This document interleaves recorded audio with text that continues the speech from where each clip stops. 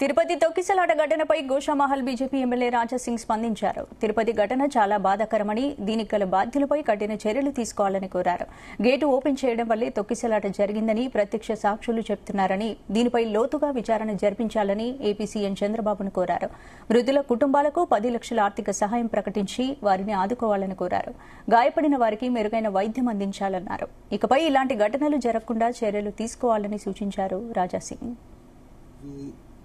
ఆ దేవుడిది వెంకటేశ్వర స్వామి దర్శనం చేసుకోవాలని చాలా మంది అనుకుంటారు. ప్రతి సంవత్సరము చాలా వైభవంగా కార్యక్రమం జరుగుతుంది. దర్శనం కూడా లాక్స్ ఆఫ్ భక్తులు దర్శనం చేసుకుంటారు. కానీ దురదృష్టం ఏంటంటే నిన్న ఒక తోకిస్లాటలో 6 మంది చనిపోయినారు. దాంట్లో 5 మెంబర్స్ మహిళలు ఉన్నారు.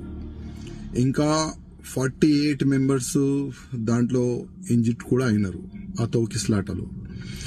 అంటే ఇది ఎవరు తప్పు ఏంది, దానికి ఒక డీప్ గా ఎంక్వైరీ జరపాలని నేను ఆంధ్రప్రదేశ్ ముఖ్యమంత్రి గారికి కోరుతున్నాను. అదేవిధంగా ఇవాళ వీడియోలో మనం చూస్తున్నాము, మీడియా పరంగానే మనకు తెలుస్తుంది అసలు ఎవరు తప్పు ఉందని.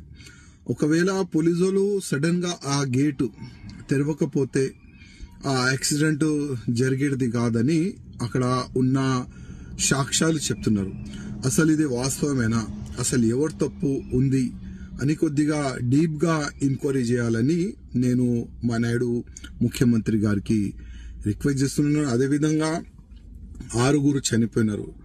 వాళ్ళకి ఫైనాన్షియల్ గా టీటీడీ చైర్మన్ గారు, అదేవిధంగా ముఖ్యమంత్రి గారు వాళ్ళకి ఒక 10 lakhs రూపీస్ కానీ వాళ్ళ ఫ్యామిలీ